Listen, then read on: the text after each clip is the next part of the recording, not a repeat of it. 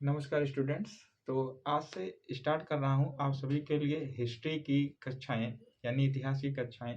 देखिए, इतिहास को अगर पढ़ा जाए तो सबसे पहले एक बात जान लीजिए, जो इतिहास के पिता थे उनको हेरोडोटस कहा जाता है।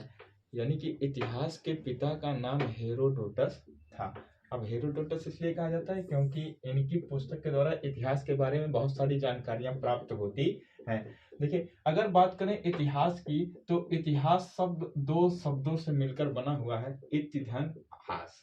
तो जिसमें इति का मतलब होता है ऐसा और हास का मतलब होता है घटित हुआ, अर्थात जो पीछे की घटनाएं घटित हो चुकी हैं उन्हें ही इतिहास कहा जाता है। देखिए, आज जो भी बातें बीती जाती हैं उन्हें वो सभी की सभी इतिहास में चली जाती हैं। बाकी जो आता है वो आप जानते हैं, भविष्य है। फिर से देखिए, अगर बात करें इतिहास की तो इतिहास को हम निम्नलिखित आधारों पर विभाजित कर सकते हैं। सबसे पहले लेखन के आधार पे, धातु के आधार पे, या फिर कहें विचारधारा के आधार पर इतिहास को पढ़ा जा सकता है। ध्यान दीजिए, जो लेखन के आधार पर इतिहास होता है उसे साधारण भाषा में या साधारण प्रकार से तीन भागों में विभाजित किया जाता है। पहले को कहा जाता है प्राग ऐतिहासिक काल, दूसरे को कहा जाता है आद्य ऐतिहासिक काल और तीसरे को कहा जाता है ऐतिहासिक काल।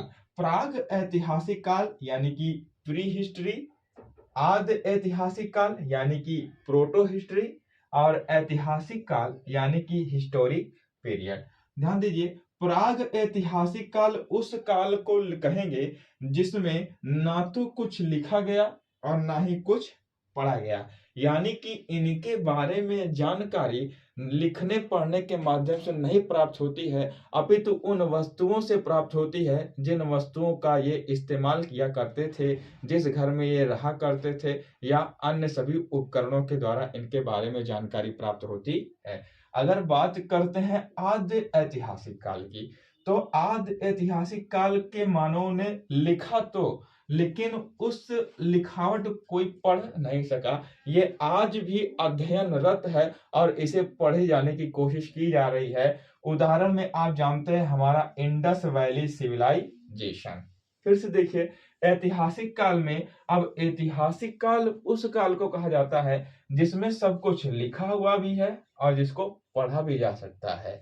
ठीक, और लगभग लगभग वैदिक सभ्यता से आगे की सभी सभ्यताएं और आधुनिक भारत के इतिहास, ये सभी का सभी पूरा का संपूर्ण इतिहास ऐतिहासिक काल के अंतर्गत रखा गया है।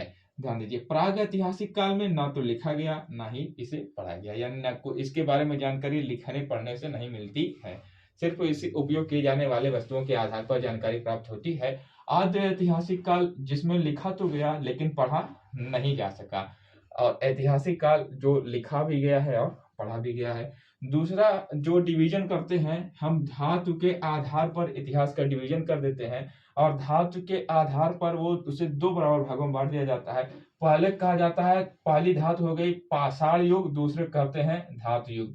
पाषाण युग में जब मनुष्य पत्थरों का उपयोग करेगा तब कहेंगे पाषाण युग, और अगले को कहेंगे धातु युग। अब ध्यान दीजिए, पाषाण काल में भी कई भाग होते हैं, आगे समझते हैं। सबसे पहले जान लीजिए धातु युग। धातु युग को तीन भागों में बांटा गया है। धातु युग में पहला युग आता है ताम्र युग। ताम्र युग में देखिए सबसे कमजोर धातु का उपयोग किया जाता था जिसको तांबा कहते थे, और अक्सर मेसोपोटामिया तथा इराक की सभ्यता में कांसे धातु का उपयोग किया जाता था। सॉरी, तांबे धातु का उपयोग किया जाता था। यहाँ पे तांबा होना चाहिए, तांबा का उपयोग किया जाता था। सबसे कमजोर धातु तांबा होती है। इसके पश्चात आया कांस्य युगीन सभ्यता, और कांस्य युगीन सभ्यता में तांबे के साथ टिन को मिक्स किया गया और एक नई धातु बनाई गई जिसे कांसा कहते हैं। अब ये कांसा सिंधु घाटी सभ्यता के लोग इस्तेमाल किया करते थे, या इंडस वैली सिविलाइजेशन के लोग इस्तेमाल किया करते थे, इसीलिए इसे कांस्य युगीन सभ्यता कहा जाता है। नेक्स्ट, लौह युगीन सभ्यता। लौह युगीन यानी कि अब लोहे का आविष्कार हो जाएगा, अलग अलग प्रकार की खदानों में लोहे निकाले जा रहे हैं, धातु निकाली जाएगी जिसे लोहा कहेंगे। ये हथियार देखिए अधिक मजबूत होगा, और जब ये अधिक मजबूत होगा तो इसका मतलब हथियारों का विकास हो जाएगा, और जब हथियार विकसित हो जाएंगे तो लोग साम्राज्य का विस्तार करेंगे और बहुत ही ज्यादा अपने साम्राज्य को बढ़ाने की कोशिश करेंगे और युद्ध प्रारंभ हो जाते हैं। बढ़ते हैं अगले काल की तरफ जिसे कहते हैं पाषाण काल।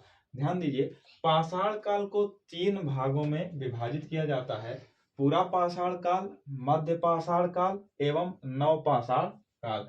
पूरा पाषाण काल लगभग 40 लाख वर्ष पूर्व से 10,000 वर्ष पूर्व बिफोर सेंचुरी के समय को कहा जाता है। इसमें जो व्यक्ति होते थे वो आखेटक होते थे, या फिर उन्हें कहा जाता था खाद्य संग्राहक, अर्थात भोजन को एकत्रित करके घुमंतु प्रवृत्ति के होते थे, एक स्थान से दूसरे स्थान पर भोजन को ले जाया करते थे और शिकारी जीवन व्यतीत करते थे। पूरा पाषाण काल लगभग 40 लाख वर्ष पूर्व से 10,000 बिफोर सेंचुरी। अब अगर कहें 10,000 बिफोर सेंचुरी से 6,000 बिफोर सेंचुरी तक के समय को क्या कहा जाता है, तो मध्य पाषाण काल। मध्य पाषाण काल में लोग आखेटक थे, पशुपालक थे, और इन्होंने उसके साथ साथ सूक्ष्म हथियारों का भी उपयोग सीख लिया था। ये हथियार अक्सर पत्थरों के बने हुए हुआ करते थे और उन्हीं पत्थरों के हथियारों के द्वारा ये शिकार किया करते थे। लगभग इस आखेटक तो थे, लेकिन पूरा पाषाण काल में लकड़ी के औजारों का उपयोग करते थे। ये सूक्ष्म हथियार लगभग लकड़ी के औजारों के साथ साथ इन्होंने पत्थर का उपयोग भी सीख लिया।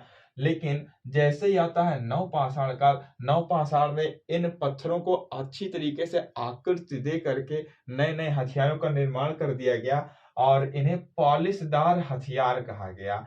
अब और इस प्रकार से लगभग 6,000 से 2,000 बिफोर सेंचुरी तक के समय को नव पाषाण काल कहा जाता है। इस नव पाषाण काल में खेती की शुरुआत हो गई थी, इसीलिए मनुष्य खाद्य संग्राहक से खाद्य उत्पादक की तरफ चला गया। अब खाद्य संग्राहक से ये खाद्य उत्पादक बन गया, अर्थात खेती करने वाला। खेती की शुरुआत हो गई। अगला, विचारधारा के आधार पर इतिहास। विचारधारा के आधार पर इतिहास को हम 3 भागों में बांट सकते हैं। पहले कहा जाता है वामपंथी विचारधारा, दूसरे कहा जाता है दक्षिणपंथी विचारधारा, और इसके बीच की एक विचारधारा आती है जिसे मध्य विचारधारा, राष्ट्रवादी विचारधारा, या इसे कहें कांग्रेसी विचारधारा कहा जाता है। आगे देखते हैं, जो वामपंथी विचारधारा के लोग होते हैं वो ईश्वर पर विश्वास नहीं रखते हैं।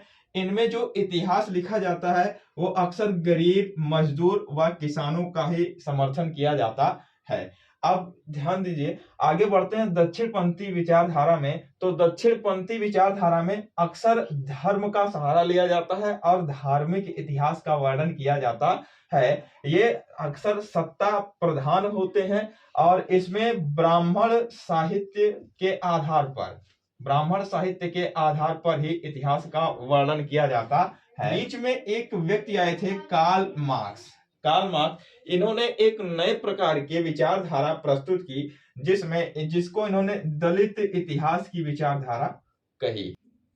हम मिलते हैं अपने अगले वीडियो लेक्चर में जिसमें हम पढ़ेंगे प्राचीन भारत का इतिहास। यदि हमारे द्वारा पढ़ाया गया वीडियो लेक्चर आपको पसंद आता है तो हमारे चैनल को सब्सक्राइब करें, वीडियो को लाइक करें और कम से कम 3 शेयर अवश्य करें। धन्यवाद।